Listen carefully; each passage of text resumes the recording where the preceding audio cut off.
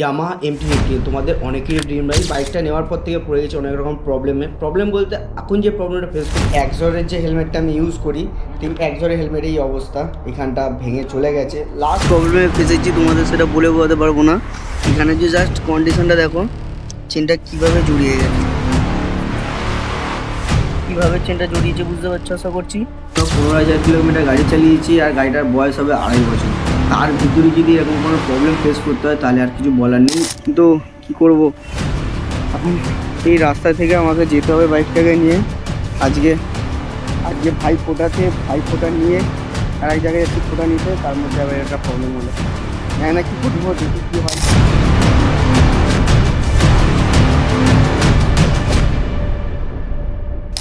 তো গুরু, তোমাদের সকলকে স্বাগত জানাই আবার একটা নতুন ব্লগে। তো অনেক দিন পর আবার অন ক্যামেরা তোমাদের সাথে কথা বলছি, তো তার জন্য সরি, ভিডিও অনেকটাই লেটে আসছে তোমাদের কাছে, সেটা বুঝতে পারছি। একটু লাইভে বিজি হয়ে পড়েছি, কী কারণে বিজি হয়েছি না হচ্ছে সেগুলো তোমাদের তো আস্তে আস্তে ভিডিও তুলতে দেখাতেই থাকবো। তো বিজি থাকার মধ্যে এখন পড়ে গেছে একটা প্রবলেমে, বিশাল বড় প্রবলেমে পড়েছি। এখন ফাইন্যান্সিয়াল দিক থেকেও একটুখানি চাপে রয়েছি, যেটা তোমাদেরকে বলে বলতে পারবো না। তো মেনলি শখের জিনিসে যারা বাইক লাভার আছে তারা এই জিনিসটা, আমার ফিলিংটা তারাই বুঝবে একমাত্র, তার বাদে আর কেউ বুঝবে না।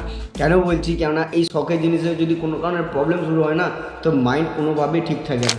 হ্যাঁ, আমার সত্যি কথা মাইন্ড ঠিক নেই, প্লাস একটু বিজি ছিলাম। কেন বিজি ছিলাম না কেন, আমার লাইফে নতুনত্ব কিছু জিনিস আরও হতে চলেছে, সেইগুলো তোমাদের আস্তে আস্তে আমি জানাতে থাকবো যে কী হচ্ছে না হচ্ছে, সেটা সবটাই জানাবো। এখন যে ব্লগগুলো আপলোড করছি সেগুলো দেখেছো 15 আগস্টে যে ঘাটশিলা ঘুরতে গেছিলাম, তো সেই বিস্তারিত নিয়ে আমি ভিডিও আপলোড করছি। সেই রাইডটাই ছিল আমার লাস্ট রাইড। তারপর থেকে নানান ধরনের প্রবলেম আমার অনেক রকম ফেস করতে হচ্ছে।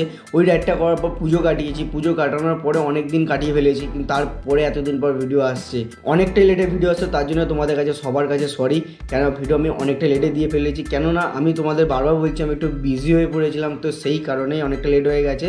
সবার প্রথম আগে একটা প্রবলেম দেখায় যে ওই যে ঘাটশিলা থেকে যখন আমরা ফিরছিলাম, তখন আমার আর একটা শখের জিনিস, সেটা আমার প্রবলেম হয়, সেটা আগে তোমাদেরকে দেখাই। আশা করছি তোমরা হেলমেটটা দেখে তো বুঝতেই পারছো, হেলমেটটা আমি ইউজ করি, এটা দিয়ে আমার মোটো ব্লগিং হয়। আর এটা হচ্ছে আমার একজোরের হেলমেট। আর এই একজোর হেলমেটটা যখন আমি ঘাটশিলা থেকে ফিরছি, তখন আমার মেনলি প্রবলেমটা হয় কীভাবে বলে হঠাৎ করে আমি বুঝতে পারিনি। খুব জোরে বৃষ্টিতে ফেসেছিলাম, সেটা তোমাদেরকে বলছিলাম যে আসার সময় প্রচণ্ড বৃষ্টিতে ফাঁসি। তো ফাঁসার সময় দেখতে পাই যে যখন একটা জায়গায় দাঁড়াই, গিয়ে দেখি হঠাৎ করে কাঁচটা এরামভাবে কাজটা এরকমভাবে টকটক করে আওয়াজ হচ্ছে, কী হচ্ছে না হচ্ছে আমি ঢুকে গেছি। তখন আমি অতটা লক্ষ্য করিনি তখন কী হয়েছে।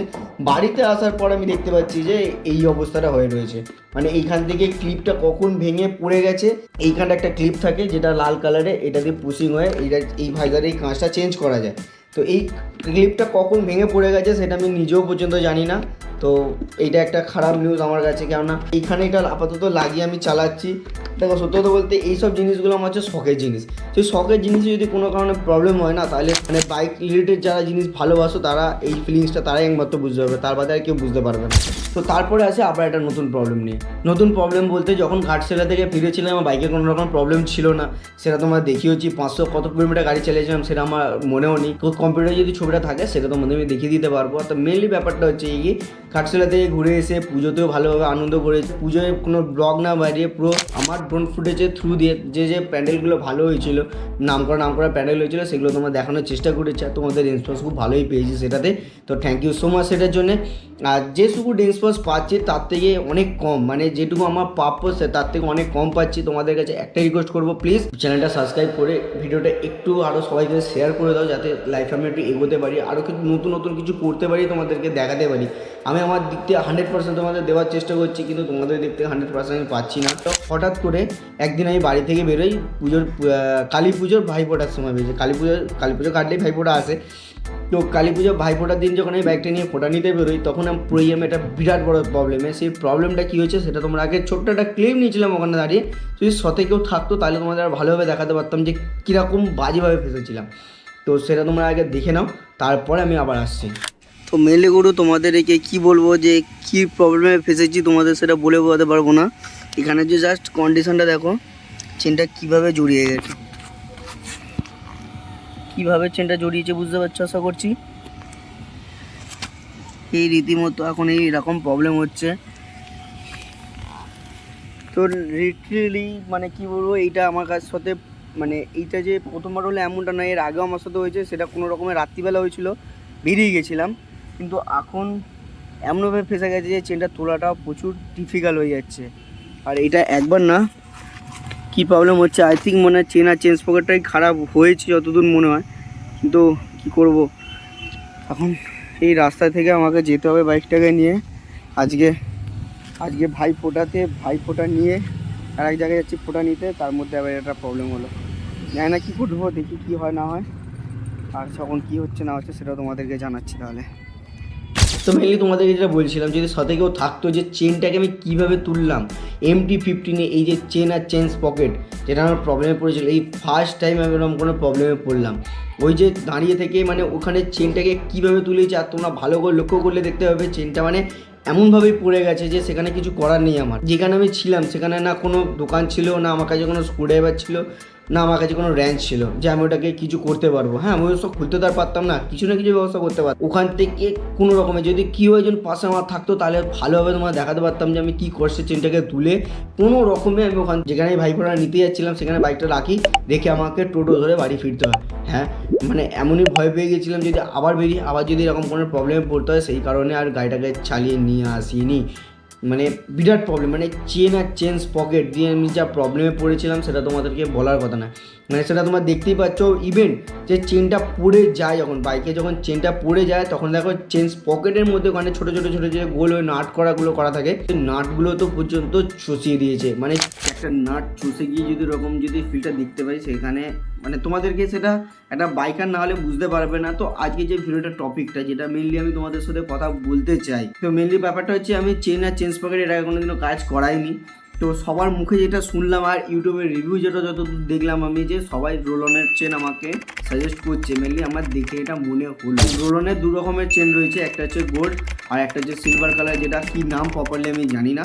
তো সেই কারণেই যে ভিডিওটা যেটা বানাচ্ছি সেটা তোমাদের একটু জানার আমার ইচ্ছা আছে যে কোন চেনটা লাগালে, যারা তোমরা MT-15 ইউজার রয়েছো, যার আমার আগে তোমরা যারা কেউ চেন পকেট চেঞ্জ করিয়েছো, যারা চালিয়ে এক্সপিরিয়েন্সও তোমাদের ভালো হয়েছে, তো সেই কারণেই এই যে ভিডিওটা বানানো। তো তোমরা প্লিজ আমাকে একটু কমেন্ট করে জানাও যে কোন চেনটা লাগালে আমার বেস্ট হবে, নাকি অরিজিনাল লাগালে আমার বেস্ট হবে। তো রোলনের দু রকম চেন রয়েছে, একটা হচ্ছে গোল্ড আর একটা হচ্ছে সিলভার। আর এই দুটোর মধ্যে যদি কোনোটাই না লাগাই তাহলে কি অরিজিনাল লাগানো ভালো হবে, সেটাই তোমাদের কাছে জানানো। এই তিনটে চেনের মধ্যে আমার কোন চেন আর চেন পকেটটা লাগানো বেস্ট হবে, কোনটাতে আমি পারফরমেন্স ভালো পাবো, সেটাই তোমাদের কিছু জানানো।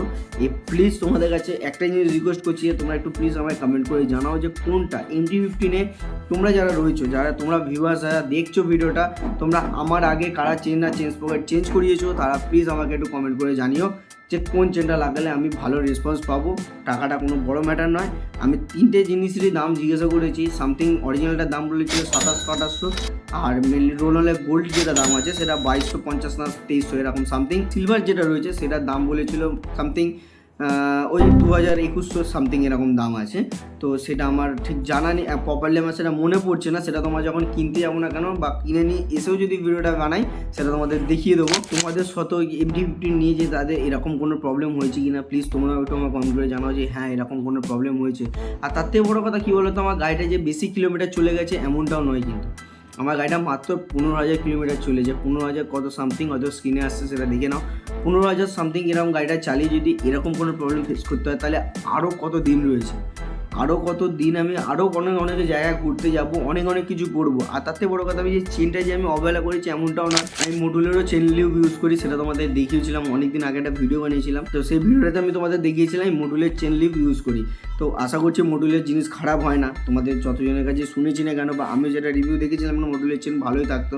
নতুন গাড়ি কিনেছি মাত্র, এখনও 15,000 কিলোমিটার গাড়ি চালিয়েছি, আর গাড়িটার বয়স হবে 2.5 বছর। তার ভিতরে যদি এরকম কোনো প্রবলেম ফেস করতে হয় তাহলে আর কিছু বলার নেই। MT-15 plus Yamaha company. তো আমার সাথে কেন প্রবলেমগুলো হচ্ছে সেটা আমি জানি না। প্লিজ তোমাদের সাথে এরকম কারো কোনো রকম প্রবলেম হচ্ছে কি না তোমরা একটু কমেন্ট করে আমাকে জানিও। আর বাইক যারা ভালোবাসো তারা এই জিনিসটা অবশ্যই বুঝবে। আমরা ভিডিও বেশি লং করবো না, কেন আমার ভিডিওতে এমনিও ভিউজ আসছে না, তোমাদের ভালোবাসা এমনিও পাচ্ছি না। তো সেই কারণে একটাই আমি কথা বলবো, আমি কি MT-15টা এখানে ঠিক করলাম?